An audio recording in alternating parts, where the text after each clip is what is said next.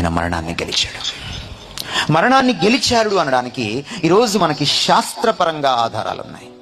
2000 సంవత్సరాల క్రితం ఒక వ్యక్తి మరణాన్ని గెలిచాడు అని చెబితే అది పుక్కిట పురాణం అవ్వచ్చు, అది కల్పిత గాథ కావచ్చు, అది శిష్యులు కల్పించినటువంటి ఒక కథ కావచ్చు, లేక అభిమానంతో చెప్పుకున్నటువంటి మాటలు కావచ్చు.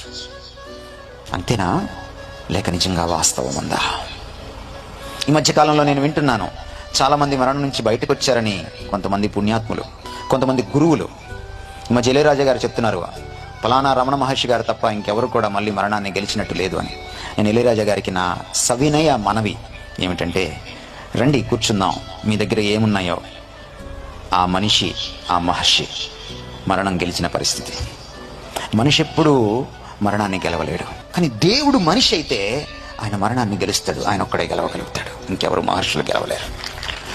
మానవుడైన ఈ దేవుడు మరణాన్ని గెలిచాడనడానికి ఈరోజు మన దగ్గర ఆధారం ఉంది. భారతీయులుగా ఆయన శిష్యుల్లో కొంతమంది ఆయన గెలిచాడు మరణాన్ని అంటే నమ్మలేదు. ఖాళీ సమాధిలోకి వెళ్ళి అక్కడ పరిశోధన చేసి ప్రేత వస్త్రాలు పడి ఉన్న తీరు చూసి నమ్మారు. సమాధిలో పెట్టినాక ఆ ప్రేత వస్త్రాల తీరు ఎలా ఉంటుందంటే, ఒక సన్నటి నారబట్ట చుడతారు ఆ శవానికి, తలకు వేరుగా ముండానికి వేరుగా, మధ్యలో సుగంధ ద్రవ్యాలు పోస్తారు, అంటే సెంట్ లాంటి దాన్ని పోస్తారు. అది పేస్ట్ లాగా ఉంటుంది.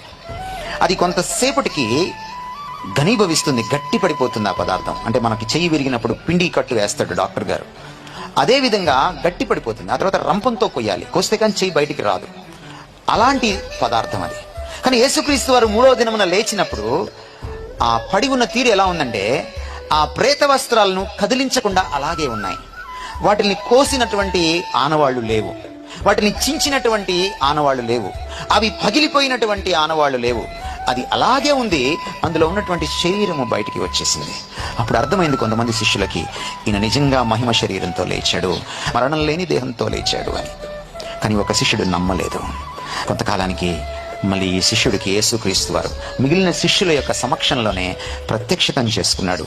ఈ మృత్యుంజయుడైన యేసుక్రీస్తు, రా, నా గాయాల్లో వేలు పెడుదురా, నేను లేవలేదన్నావు కదా, మరణం గెలవలేదన్నావు కదా. ఎప్పుడైతే ఆయన దగ్గరకు వచ్చి పరిశీలన చేశాడో అవాక్కైపోయాడు. తోమాకి ఒక రకంగా మనం థ్యాంక్స్ చెప్పుకోవాలి. శాస్త్రీయంగా ఆనాడే అనుమానించి పరిశోధించి యేసుక్రీస్తు ఈరోజు తిరిగి నిజంగా లేచాడని చెప్పడానికి మనకు ఒక అద్భుతమైన ఆధారం సృష్టించాడు. అతను సాక్ష్యాధారాన్ని అందించాడు మనకతను. తిరిగి లేచిన మృత్యుంజయుడైన యేసుక్రీస్తుని తేరి చూసినవాడు, తాకి చూసినవాడు, పరిశోధించినవాడు, శాస్త్రీయంగా ఆయన నిజంగా లేచాడని తెలుసుకున్నవాడు మన దేశానికి వచ్చి యేసుక్రీస్తుని పరిచయం చేశాడన్నమాట. భారతీయులు నమ్మకపోతే ఈ నిజమైన అవతార పురుషుణ్ణి మరి ఎవరు నమ్ముతారు? మీరు చెప్పండి.